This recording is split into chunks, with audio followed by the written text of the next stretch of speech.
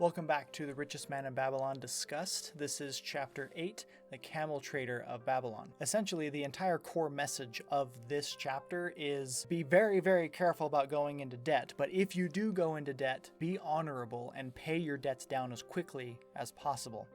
The story is we have Tarkad, who is this pitiful, completely broke person wandering through the streets, and he runs into Dabasir, who had previously lent Tarkad some money. So when Dabasir sees Tarkad, he's like, "Hey, Tarkad, you're gonna pay me back, right?" And Tarkad says, "I don't have any money at all." And Dabasir uses this as an opportunity to teach him. Dabasir brings him into the diner and eats right in front of him, while Tarkad only gets a glass of water, right? Kind of a lesson there. Dabasir proceeds to tell his tale about how he was once a slave, which a lot of the people in the area hadn't heard, and so this, kind of draws the attention of everybody in the diner. But I really want to kind of highlight this conversation that happened between Tarkad and Dabasir. When Tarkad told Dabasir, "I literally am broke, I have nothing that I can pay you with, I have no money," Dabasir says, "Then get it," which I think is really funny, because we're not concerned with excuses, we're concerned with results, right? As a people, as humanity. To this, Tarkad says, "'Tis because ill fortune does pursue me, that I cannot pay." And then Dabasir really makes a very powerful, kind of a really burning statement here. "Ill fortune? Wouldst blame the gods for thine own weakness? Ill fortune pursues every man who thinks more of borrowing than of repaying." Ill fortune pursues every man who thinks more of borrowing than repaying. That is the core message of this entire chapter. Essentially, I can summarize the lesson here by saying, don't go into debt, period. The only exception to that would be a mortgage. It's pretty much impossible to buy a house without going into debt.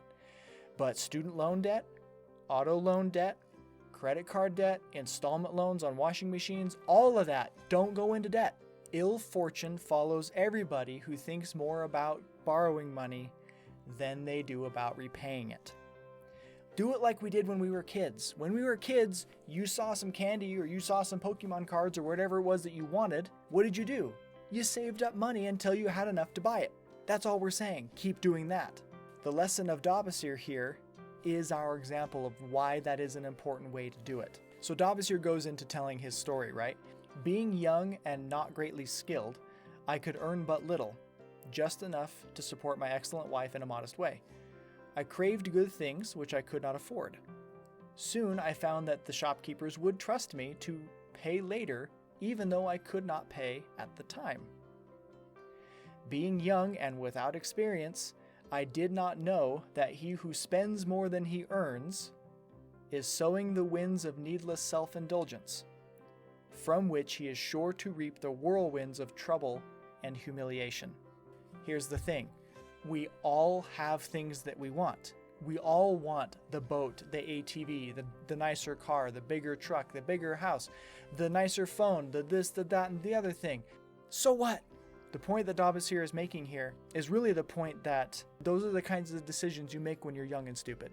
You grow up, you become an adult, and you recognize what you can afford and you can't afford. So young Dabasir, he took so much debt that he had no means of repaying, and he wound up fleeing Babylon to escape his creditors. Well, after a series of very stupid decisions, not least of which him entering into all those debts in the first place, he winds up being sold as a slave to a Syrian desert chief.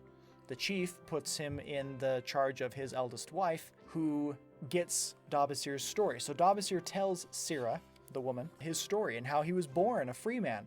And to this, Sira gives us very stern rebuke. "How can you call yourself a free man when your weakness has brought you to this? If a man has in himself the soul of a slave, will he not become one no matter what his birth, even as water seeks its level? If a man has within him the soul of a free man, will he not become respected and honored in his own city in spite of his misfortunes?" The lesson here that Sira is telling Dabasir is such a huge lesson for us too. We all have misfortunes. We all do. So what? Get over it. Be a man or woman of honor and dignity and respect. Pay your debts. Do what you agree you're going to do. It doesn't matter where you're born. Those with the soul of a free man will make it work. Those with the soul of a slave, it won't work no matter where they are. Too many of us are too prone to giving excuses, saying things like, I was born into a tough circumstance, therefore, whatever, whatever. When you follow those trains of excuses, you remove any opportunity for you to fix your own situation. By saying it's not my fault, it's this whole situation, what that does is says that you can't fix it. And when you can't fix it, you're stuck. And that's what Sira is getting at here. Free men make things happen. Slaves let things happen to them. Sira continues her education of Dabasir this way. Does not thy great king fight his enemies in every way he can and with every force he has?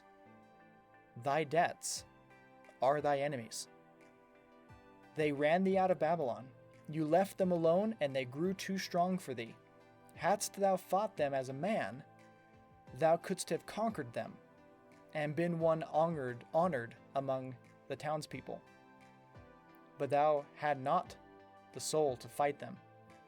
And behold, thy pride hast gone down until thou art a slave in Syria. We need to be willing to accept the consequences of our own decisions, stop blaming others, stop feeling entitled, stop expecting people to save us from our poor decisions, be people of honor and integrity, and then fix the problem. Something else that Dabasir says here to Tarkad. The soul of a free man looks at life as a series of problems to be solved, and then solves them, while the soul of a slave whines, what can I do who am but a slave?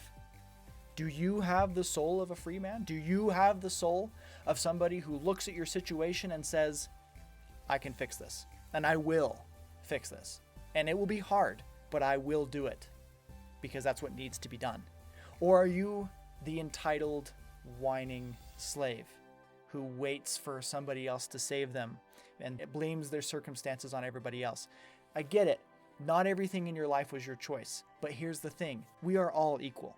You might be thinking, no, we are not. What about all those people who were born into wealth?